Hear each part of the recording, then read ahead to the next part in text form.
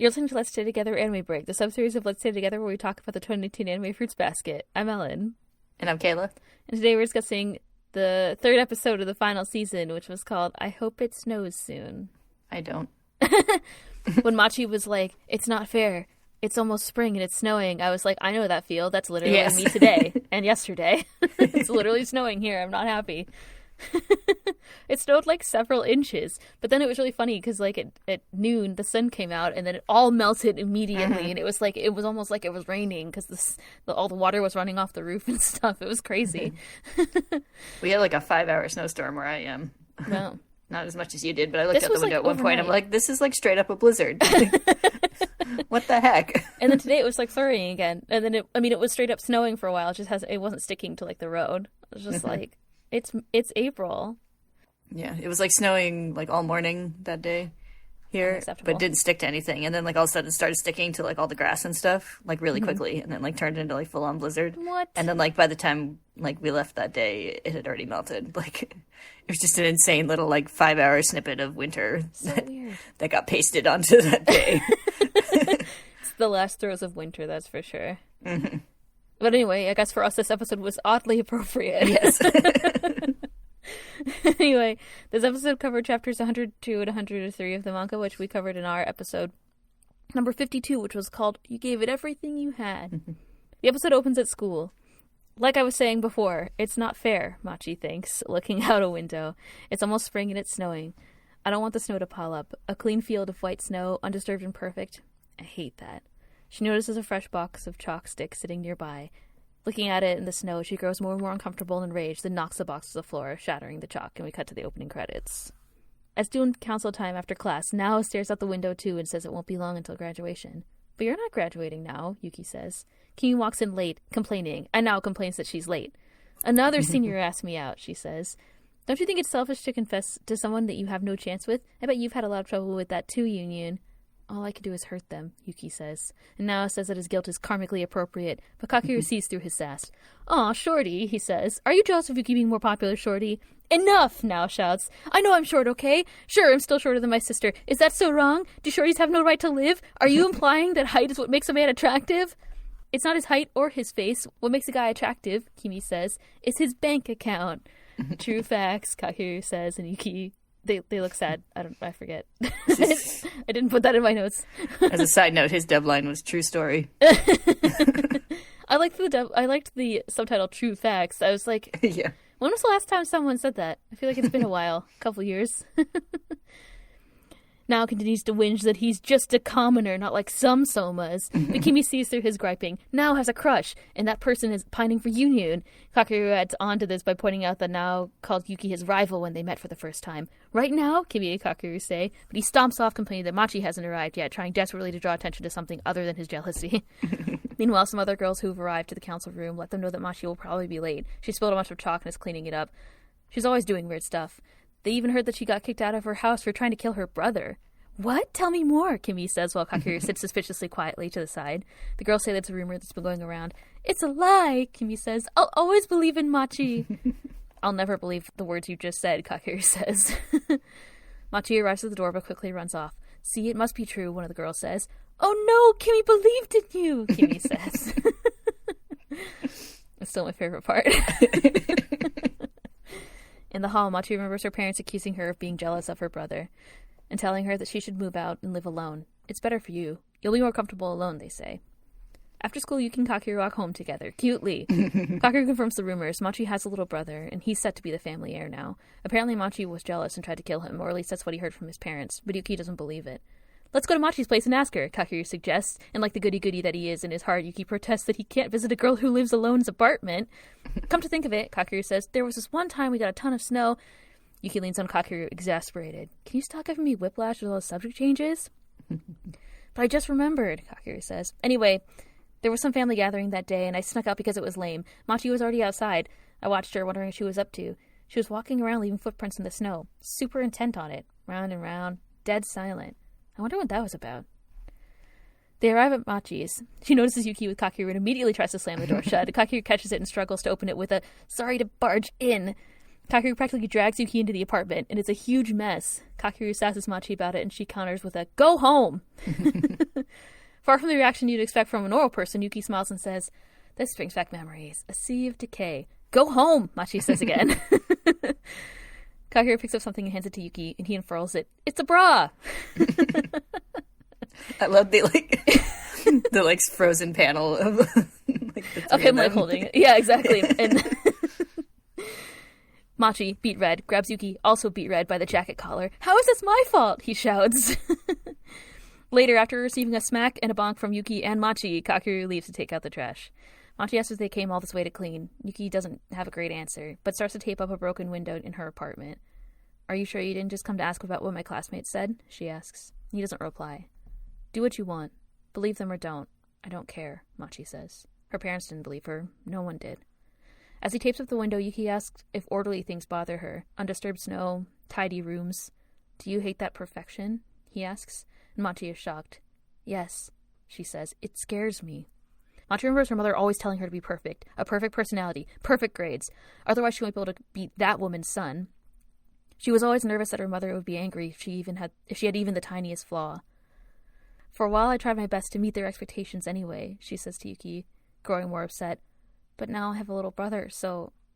In another memory, her mother tells another woman that they're so happy that they have a son now, because Machi is, boring. "Why would you say that?" Machi asked in her memory. "I did what you told me to, though. I thought I worked so hard for you." "You make it sound like it's my fault, like I did something wrong," her mother says. "Well, maybe it is my fault. Maybe I raised you wrong." "That's not what I wanted you to say," Machi thinks. "What am I supposed to do with that? What am I supposed to do if I'm something that you got wrong?" "You worked hard," Yuki says in the present. "You worked really hard to be the Machi you are now, and I'm glad you're here." He pats her head. "You did good." "I never thought that someone would compliment me," Machi thinks. "I'm flawed, warped, no good." She starts to cry. But someone complimented me anyway. "I was worried that he was too cold," she says, "that he'd catch a cold." In her memory again, she covers her younger brother with a blanket. Her parents arrive at the door and freak out. They push her away immediately and accuse her of wanting to kill her brother out of jealousy. But she couldn't make them understand. They'd already decided how she felt. "I wasn't jealous," she explains to Yuki in the present, sobbing. "Okay," Yuki says. "Machi, if the snow piles up, let's make footprints in it together. It's a promise."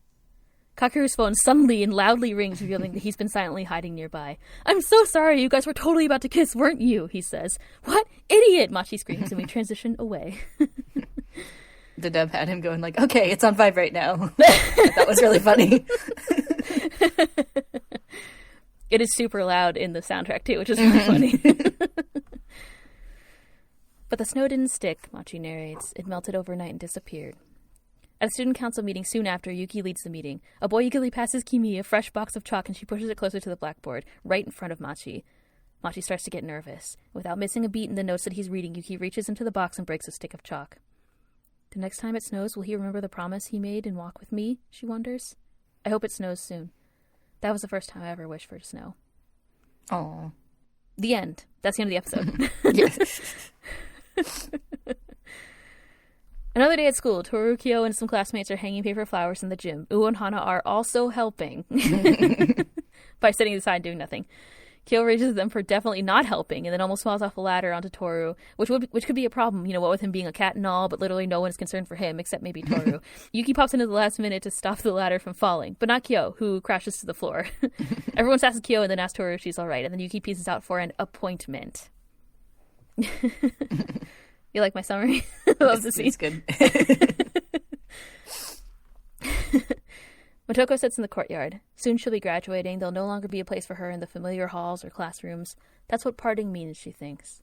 Yuki arrives to chat with her. She nervously says that now that the moment has finally come, she's not sure what to say. She's glad they met, that she came to this school, and every day was fun, and Yuki was always at the center of it for her. "I loved you, Yuki," she says, "so I'll be praying that you'll find your happiness too. I was happy here, and you're the one who gave me that happiness." She cries. "I can't give that happiness back to you, but thank you," she says. She hopes that he understands. She's not trying to make him return her feelings, but just to let him know that she was happy and that she's glad they met. Yuki gently wipes a tear away. "I don't deserve those feelings," he says, "but thank you very much." He starts to say more, but Motoko stops him. She's feeling quite good right now, and if he apologizes, she'll cry. And for all we know, someone else might be pining for her. Like former President Takei, Yuki suggests, and she's like, he's out of the question. We transition to the graduation ceremony. Former President Takei himself cries as he receives his diploma. Kids hug each other and cry. And afterward, Motoko visits the classroom. Nao stops and asks if she's sad to leave. She said she just wanted to visit the classroom one more time, and as she passes him, he grabs her hand. Minagawa-senpai, he says, blushing and stammering. I always... And he pauses, and with determination he continues. After partings come new meetings. After goodbye comes nice to meet you. So, I'm praying that even after you graduate, you'll be well and keep smiling. You too, Sakuragi-kun. Be well. Thank you, she says, smiling, and she leaves. Goodbye, Nao thinks.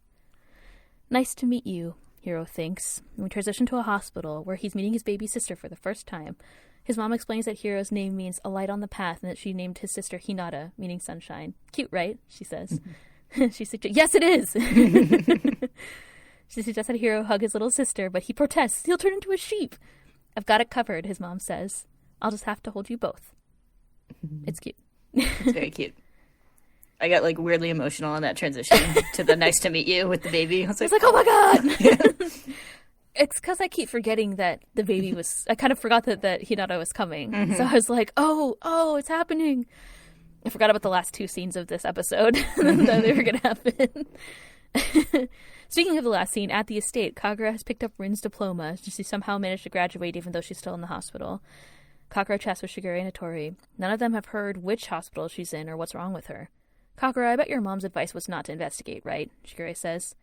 Yeah, but somehow I feel like she won't come back, Kagura says. We see Akito leaving a small house in the estate, carrying scissors, and long dark hair drops to the ground as she turns away, and then we cut to the end credits. Oh my god. I'm not worried at all, are you? No, I hope that she, stabbed Ren with the scissors or something. This is it's the only outcome that's possible, right? Right? It's fine. The end, right? That's it. It's the end of Furuba. It's the end of everything. It's the end of the world. It was a good episode. Except for, I think that at first I was, the first time I watched the episode, I loudly complained to myself about the school part. And the reason that I complained about the school part to myself was because I felt like the scenes with Yuki and Machi, like basically this episode has 3 confessions, right? There's Machi's, then there's Motoko's, and Nao's. But Machi's is so much more, I feel like, emotionally deep compared to Motoko's and Nao's, and they get it's kind of hard to describe, but to me it looks like the Machi part of the episode is animated a little bit differently.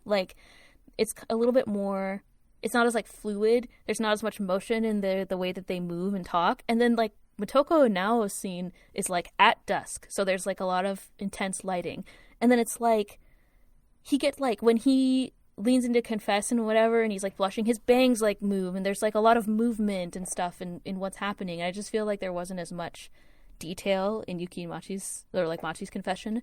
That's my complaint. But it's okay. Go back and look and see. Go back and look. I'm wagging my finger at my microphone. I didn't really get any kind of impression like that, so I can't say anything. It's fine. It's my impression. That was my impression about them. But yeah, we have lots of episodes that have almost 2 stories, where the first half is one thing and the second half is the other. So it didn't really bother me in any way. It's more, the complaint that I have is I feel like they didn't necessarily give the same kind of animation treatment to the first part of the episode overall. And then the school part has a lot of more detail in the motion and stuff in the animation. That's my take. Maybe it's a hot take, but that's my take. But in general, I didn't notice anything, so I can't comment. In general, I did like the episode though, and I think Motoko's confession is fine. I don't really care. It's a good end for her character, I think, and her character arc, because before she was so obsessed with Yuki, and we had talked about that a lot, I think. And this is her final goodbye, and I feel like she's just saying how much he meant to her, and not necessarily she says she's not trying to get him to reciprocate her feelings or whatever. So It's nice. And then Nao's confession is pretty nice too. It's kind of the same deal where he's like, I hope that you have, a good future or whatever, I guess. So, but yeah, I guess we finally found out why Nao's jealous or whatever. It's only part of the reason why he's so grumpy. He's also grumpy because he's short, obviously. In the adaptation, there's an extra scene, which is interesting, I guess. Mm-hmm. And, they also did the thing where, so, like, the very beginning part of the episode where Nao's complaining and they're teasing him about being short and whatever, that's from, like, the second chapter. So, like, all of that all happened, and the second part with Motoko. So, the team again did the thing where they took, like, something from a later part to help, like, set up the whole episode, which I thought was nice. Yeah, I think it worked better for, like, making it not seem like a repetition, because both of those chapters start out with, like, it's like, oh, the student council is having student council shenanigan times, and then we could transition into the real thing. So kind of putting that all together into one, and then I guess they sort of added that scene to make it into a sort of a transition. The scene they added, yeah. It would be kind of weird because, like, it does just end with this, like, Machi's confession in the middle of the episode, and then it would be like, now we're back at school, so it's, like, kind of weird, I guess, like, to go direct, or I guess it would be kind of repetitive to go directly into another confession.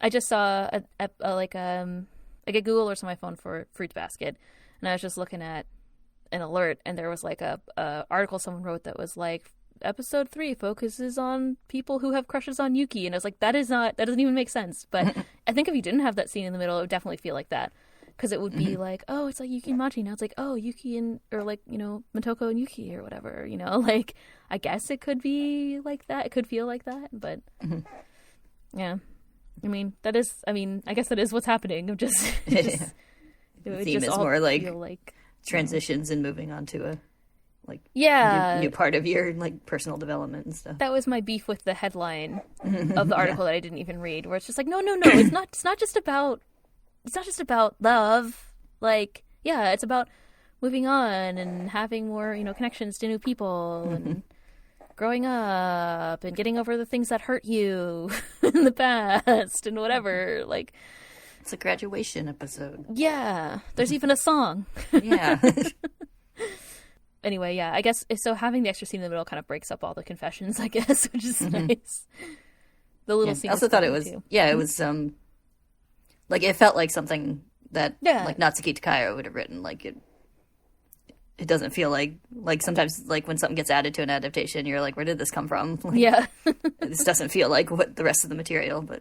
No, the characters all felt like themselves. It's like. Like, I had a moment where I was like, did I forget this part? Is it from somewhere else? And I like the idea of Yuki coming up and, like, not stopping the ladder from falling, but then Kyo still falls. Yeah. And nobody cares about Kyo. They're like, oh my god, Toru, are you okay? And Uo and Hana also, like, sitting to the side doing nothing is definitely in character. Yeah. So, yeah. And then Toru trying to help and be like, oh no, Kyo's falling. Oh no. It's like. Also, like, it kind of, like, connected the whole, like, paper flower stuff from the previous episode into the, like, actual graduation part in this episode. Yeah, and also, like, the setting and stuff, because they actually show I don't think in the manga they actually showed the graduation. So, like, all of these. Yeah, they have, like, brief moments of the students all being, like, emotional with their diplomas and stuff. Yeah, like, Takei has his solo spotlight for the last time. Yeah. Makoto Takei. And. So, like, that little scene where he's getting his diploma is in the manga, I think, but it wasn't, like, the same. It wasn't shown to the same extent. Yeah, they didn't show the, like, actual, like, ceremony and stuff. Yeah. It's just, like, there's confetti falling and kids are reacting too. And then Motoko's in the classroom or whatever. So, yeah. So, yeah, kind of, I think it is a smoother transition from being in the classroom after their graduation, I guess. So, yeah, it's funny and it was a good transition, I guess. I thought the school song was, like, it was cute, but it was just really funny because it just reminded me of that school songs exist. Yeah. We talked about it a little bit, but I was pretty impressed that they, like, fully translated it into the song in the dub, like, to an actual, like, rhyming song and everything. That's nice. I was wondering, because I didn't have time to watch the dub before we recorded, and I was asking Kayla about it before. That's why we were talking about it. But, like, I was like, oh, I wonder if they just, like, played Pomp and Circumstance or whatever, Because, like, do schools even have school songs? Other than, we were talking about our high schools. I think a lot of them have a song. Yeah. I think a lot of them technically have a school song, but most people don't know it. Yeah. And a lot of them are, like, the same, like, like a lot of schools have the same like fight song. Like they say like play the whatever fight song, and it's like it's the same as every other fight song. It's just a fight for insert school's name. Like... Yeah, but it's also fight songs. It's not like a graduation song. Yeah. Like, but I think it's a Japanese. But I feel like I've been to like a few different schools where like I like open up the like yearbook or whatever, and it's like school song at the beginning. I was like, I did not know we had a school song, but I should open my yearbook and or, like, see if there's a school programs song. for something where it says like school song at the beginning of the whatever ceremony. Yeah, I don't know. I wonder if I have anything, but I definitely don't remember singing one. That's for sure. No. But the funny thing to me was, especially, is that even the little like Japanese language school that I go to has the school songs they sing at all the like ceremonies and stuff, and I was like, oh, that's cute. It's very cute. The Hogwarts school song. The only Hogwarts song that I can remember is the Sorting Hat song, but I know there's a school song. Hogwarts, Hogwarts, Hoggy Hoggy Hogwarts. Yeah. Isn't that how it goes? They like only sing it during the like Triwizard Tournament thing, I think. They do a lot of like school stuff in the first book, and then every other time Harry and Ron are always late to, or they always miss the sorting ceremony, so they never do it again. Anyway, what were we talking about? I got really distracted by the school song. So they graduate, okay? Now it is not, but he was. Now you never have to say Motoko and Makoto again. Yay! It's finally ended. Their reign is over. I always forgot that after Yuki became student council president, that Makoto Takei was still there. But yeah, now they're gone. Now our crew's the top dogs of the school. Yes. Now they're the seniors. And it matters, I guess. Okay, we haven't talked about Machi yet very much, except for all my complaints about not having to focus on Machi. So how fucked up is Machi's backstory? How about that? This is the first time that we talked, they talked about any of her deal, basically, right? Like we've heard before that she's weird, and we know she destroys stuff. Like Yuki saw her destroying the classroom the first time, and whatever. And we knew there were like issues with their family because Kakeru talked about it in the past, but this is didn't the first time we brother? see how. No, Did that's no. new, I think. New information. Sorry, what were you gonna say? I can't remember what I was going to say. Sorry, I distracted you. You were like in the middle of like a really intense sentence. I don't know what it was. I think I was just going to say this is the first time we see just how shitty her mom is. Yeah, her mom's crazy. So crazy.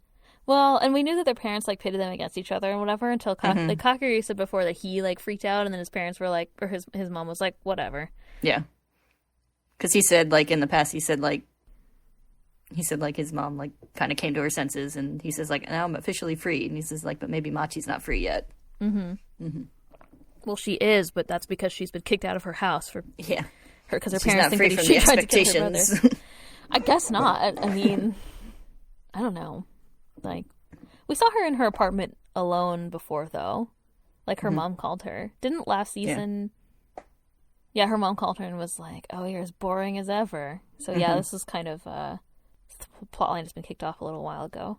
But now we know why. Now we know why she lives alone in a dirty apartment. And, and, like... But it's so sad. It always makes me so sad. It's like, she tried to explain... And she was just trying to be nice and take care of her brother. And they were like, oh, my God, you're trying to kill him. Yeah, one like, thing that they added in the anime that hit me really hard is we see Machi's face during that scene, which you don't in the manga. No, and she has just this, like, loving, affectionate look on her face. Like, she just loves her little brother and was trying to put a blanket on him. She was like, I was just trying to keep... Yeah, it's so sad. I know. It's upsetting. She was just trying to be nice. I don't know if they have anything in Fruits Basket Another, but I want a fanfic where she and her brother, like, meet when they're older. And, like, become friends? Yeah, and, like, reconcile is not the word because they didn't do anything wrong to each other. But he probably doesn't even know her. Yeah, like become acquainted and escape their shitty family. They must. I don't know, because Kakeru was like, yeah, I was at some family gathering and then I saw Machi and blah blah blah. So like, she must have to go back and see them and stuff. Like maybe she sees the brother. I don't know. Although this all seems pretty recent. Yeah, it seems like the brother's like a toddler, maybe 4 or 5 at the oldest. So. You could probably remember her, just not very well. Plus, the parents are probably like, she tried to kill you. Like, they're probably being mean behind his back and shit. So, or behind her back and shit. Oh, it's so disgusting. Mm-hmm. It's upsetting. But Yuki understood her, and he complimented her, and then she cried. Something I realized is from watching the last episode and this one, like, animated in short sequence, is that like Kyo and Toru have like the love taps thing, and that Yuki puts his hand on Machi's head all the time. Yeah. It's the most important sign of affection. Actually, that's not true. The most important sign of affection is breaking the piece of chalk. Yes. Which I was like, this is the most romantic thing I've ever seen when this scene was animated. Yeah. Because she's like freaking out. She's like about to like lose her shit. And she said that it's something that scares her. Like, it's not like it bothers her. Like, it bothers her because it's scary. Like, it gives her anxiety. And he like broke the chalk and removed the anxiety. Like, it's so nice. Yeah, without calling any attention to it or anything. Yes. He took care of her needs without making it weird for everybody or being like, oh my god, are you okay? Because Yuki is smart and empathetic. And now he knows how to people. Yeah. He was always smart and empathetic. He was just now he knows how to do something about it. He has the confidence to recognize when other people are... He was able to recognize when other people were in need before, but now he's the confidence to like do something about it. And like the his emotional needs are also taken care of, so he can help other people. So. It's so good. I love Yuki and Machi. I mean, I love Yuki and Kakeru too. As you pointed out to me when you were watching this episode, they have a good moment. They're leaning because they're good friends. Cute.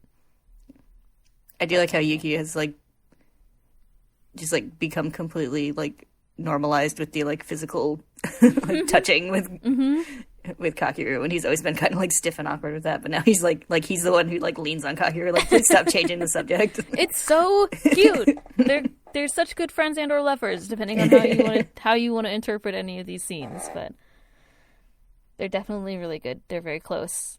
And like the Somas, I think we talked about before also, like they never like they don't get a lot of like physical affection, obviously, because like one of their parents, like can't hold them without them turning into an animal, and then also just seems like a lot of them are just neglected anyway. Like Yuki especially was just like dumped with a keto. We saw that. Yeah, we did see that before last season. So so it's not like Yuki's used to just any kind of casual physical contact with anyone. So just having like normal friends who are all shuffy and leany and whatnot is really good for him, I think. And yeah, he's getting more used to it, which is cute.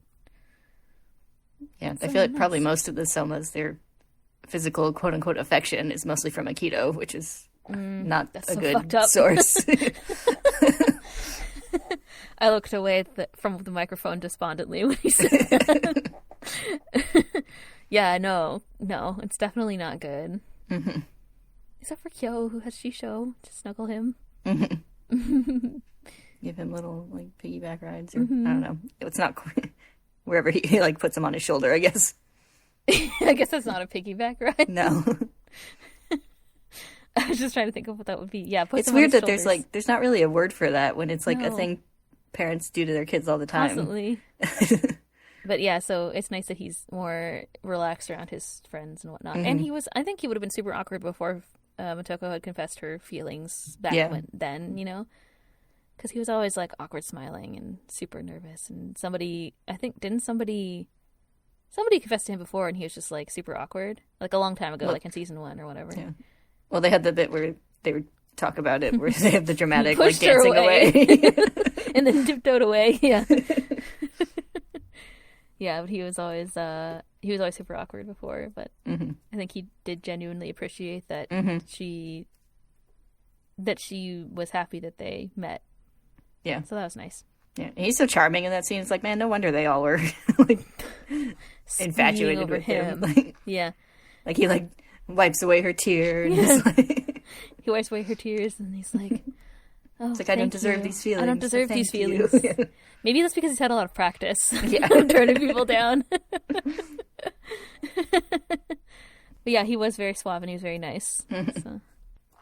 But now he can direct those feelings to Kakeru. I mean, to Machi. He to patted both. her head to both. Kimi was great again as usual. I just want to point out how much I love Kimi.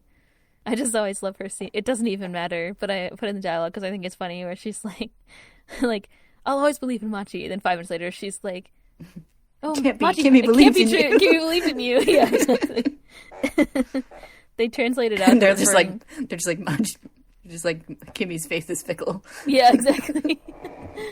They translate out her calling herself by her first name. I don't know what they do in the dub. I guess that's just. I think they tone it down a little bit, but she still does it. It's part of how she talks. Because I think in this episode they had her saying like, "Kimmy will always believe in Machi" or whatever. Kimmy believed in you, but she like almost always refers to herself in the third person, which is funny. To be cute, except for I wish we could. They had more of her like sassy voice. You know, like her secret sassy voice. Yeah. From like the first time where Kaki was like, "Oh, you're just doing that to be cute," and she's like, "Shut up" or whatever. Should we talk about the end? Oh no, well we have to talk about Hiro with his mom being cute again. So good, and now he's his little sister. His little sister is there. One of the only good moms in the series. Literally. I like how she's like, and then I named her your Hiro, and she's Hinata. They're the same he. Cute, right? And I was like, it is cute. I'm not crying. You're crying. I love how happy Hiro looks. Like, yeah, he does look really happy. He's probably just relieved his mom isn't pregnant anymore. She was like tripping all over the place or whatever, and he was freaking out. Yeah, he seems really happy. That was a cute moment. It was very sweet. And she says her like famous, "I'll just have to hug both of you" line or whatever. So. Although I feel like every nice line she says could be famous because she's really nice. I hope she does that, and then the like hospital nurse comes in and is like, "Why is there a sheep? And where did your son go?" It's like big stuffed animal. Yeah. When I was writing my notes and I said he'll turn into a sheep, I wrote he'll turn into a lamb at first. I was like, wait, not a lamb. Wait, and then I was like, how old is a lamb versus a sheep? What's like the lamb to people? How old is a lamb in human years? Or you know what I mean? He's a young adult sheep, whatever that is. Yearling. There's probably a special word for it, knowing probably since it's is. Since it's a producing animal. Yeah, pretty like, specific terms. At this stage now, it's this thing. Yeah, exactly. We call it this thing. So that was that scene. And the last scene. How about the last scene? Let's talk about that one. I'm also uncomfortable by the way they're concerned about Rin. Yeah. Kakeru picked up her diploma and she's like, "Where's Rin?" And then like nobody knows. She's like, "Everyone asks who doesn't know where she is." It's like somebody should know. Somebody should know where she is. So that's just concerning. So, and then, I mean, of course, we had Akito leaving the sketchy, that secluded area that's on the estate somewhere. We saw Akito leaving that sort of, like, secluded room on the estate carrying scissors, which is horrifying. Now we've seen, like, with Akito long black hair. With long black hair. Who could it possibly be? There's 2 choices. Yeah. Could be Rin or it could be Ren. Maybe Akito just runs a hair salon on the side. One of their clients is like, "I've decided to go for a bob. I've had this long hair forever." And Akito's like, "No problem. I can take care of that for you." I think Akito needs a career to keep her, occupied. Yes. So the Soma family are like, "No, you can't. You're the head of the family. It's your most important duty." And she's like, "No, I want to express myself. I want to cut people's hair. I want to help them feel beautiful." And then so she has a sketchy like pop-up hair salon in the state. It's like a really sketchy sign that's like Akito's place and like a crooked arrow. It's not with a crooked arrow. It's like one of those like dark like signs with the neon like square letters, And it's like definitely not sketchy hair salon with like an arrow pointing toward it. Free haircuts. Well, whatever it is, it's really sketchy. Yes. And we know that Akito is violent, regardless of if Akito cuts hair or not. So that's horrifying. But I guess we'll see what happens later. Do you have any other things that you want to say about this episode that aren't spoilery? I don't think so. Just want to talk about how great Yuki and Kakeru are? Yes. I enjoyed the head patting. Yuki and Machi head patting. And it was really cute. They definitely would have kissed if Kakeru's stupid phone alarm hadn't gone off. Actually, I don't think they would have. I think, like, Yuki feels really awkward going there, which is really funny. Oh, he's such a goody-goody. He's like, I can't go there. Girl lives there. And Kakeru's like, please. Yeah. I do like Kakeru's little moments, like, where he's, like, listening, looking unhappy, like, when they're talking about the rumors at school, and then where he's, like, quietly listening to them having their conversation. No, we didn't talk about Kakeru. How dare we? Yeah, he was, and I think he like, smiles at the end of the conversation, too. Because, like, I guess because Machi was able to, like, get whatever off her chest and stuff, so. He cares about both of those people. Yeah, exactly. And now he knows the real story about what happened with Machi and her brother. So.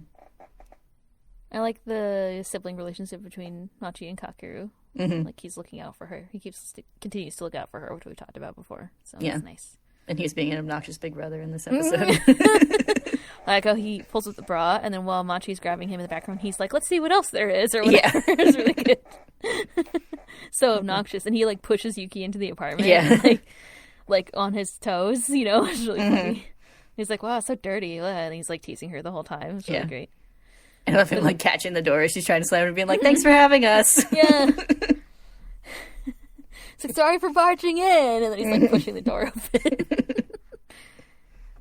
I mean, I guess it's kind of nice that, like, I guess he's been there before. It kind of implies to me that he's been there before, but maybe not. I don't know.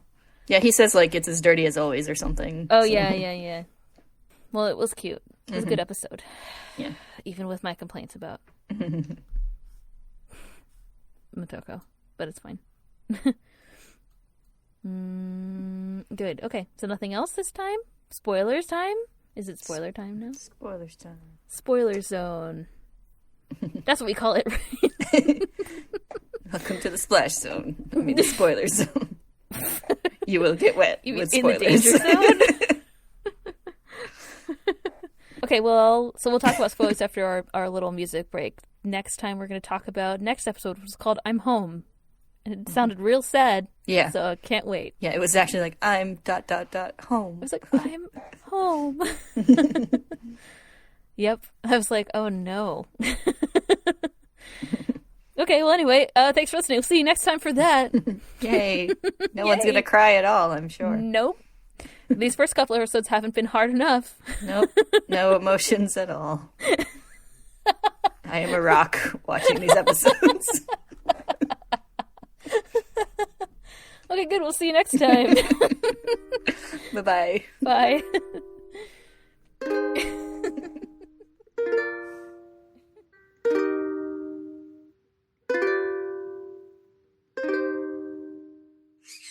Hi.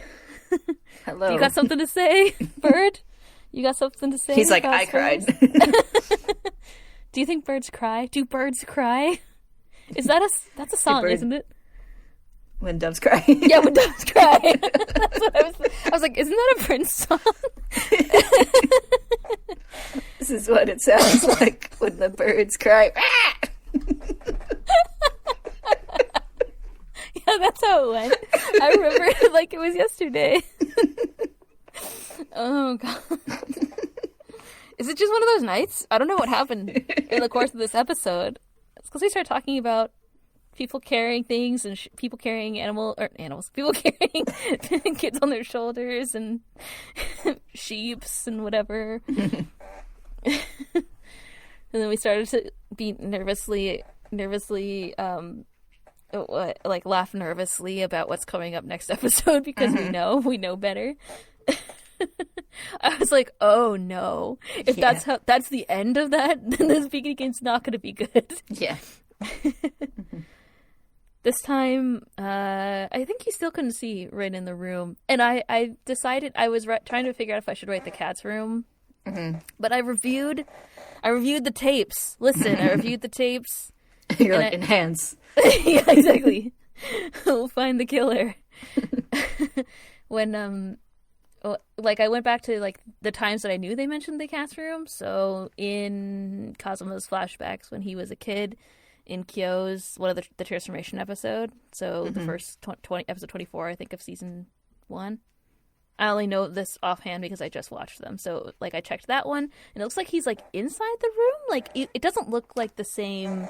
It looks kind of different. Like, it's hard to tell they're the same place. And then also, like, what was the other time? When Toru visits Shisho, and he tells her that Kyo's going to be confined. So I checked those 2 times, and I didn't see anything that looked like the same room. So I withheld. I was obtuse about it once again. But yeah, Kido coming out of there is so ominous. I was like, what? Like, if you didn't know, like, if we didn't know what happened, I would have been like, oh my god, did she, like, stab somebody? Like, I guess the scissors aren't all bloody and whatever. But listen. Listen. It's still horrifying.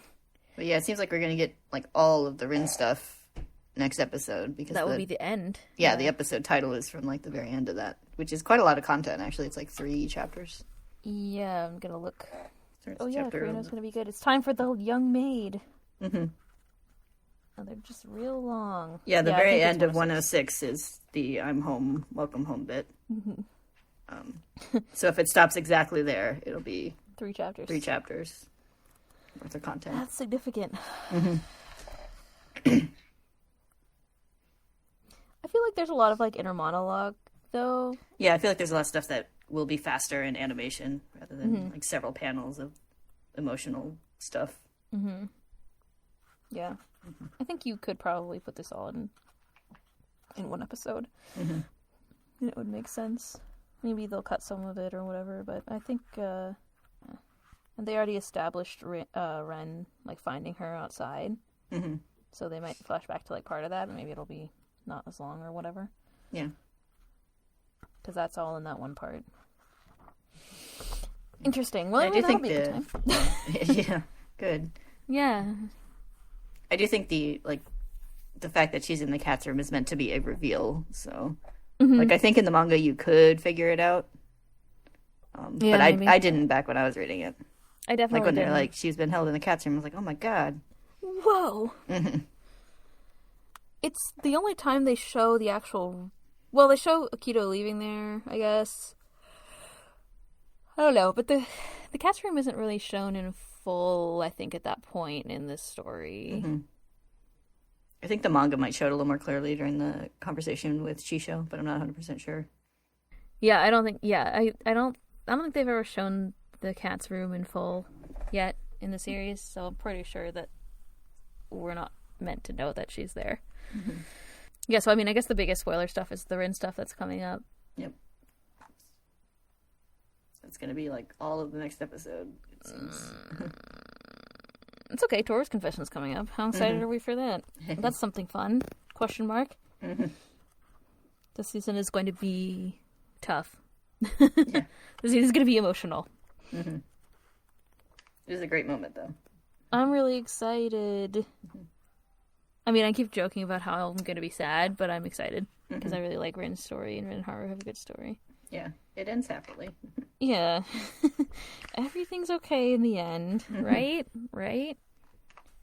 It ends happily. It's a rom-com. There's a lot of characters who get to have good moments.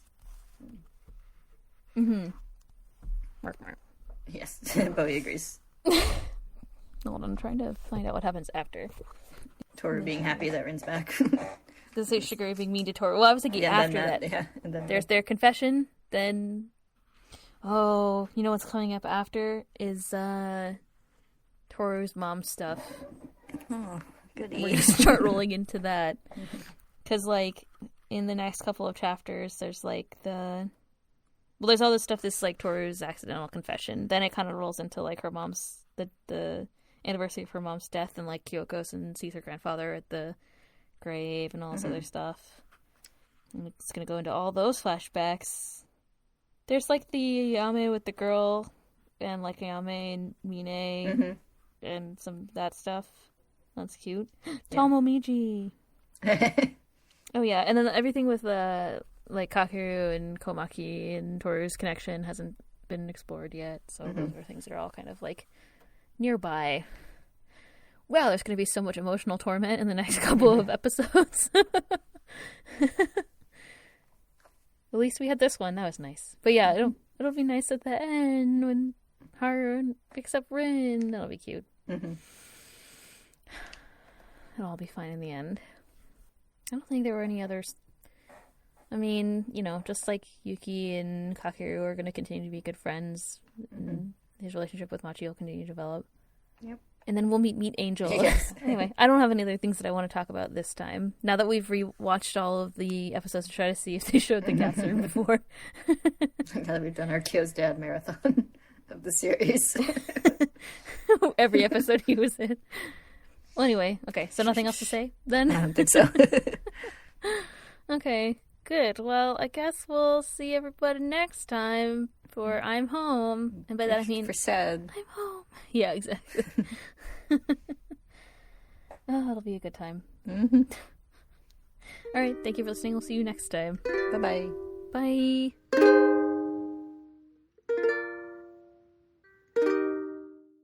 There's a specific word for it. It's just like right on someone's shoulders. Yeah, put Hi, the kid on hi your bird, shoulders. what happened? Did you spook yourself? All I hear is like fluttering. Yeah. You just keep like panic flying from across the room. What Did happened? the strawberry bite back? Maybe. Now what, he's tippy-tamping? Well, he just typed a U into your notes. Rude. Right at the word, it says end credits U now. He's just trying to help. He has some feedback on my note-taking. Apparently.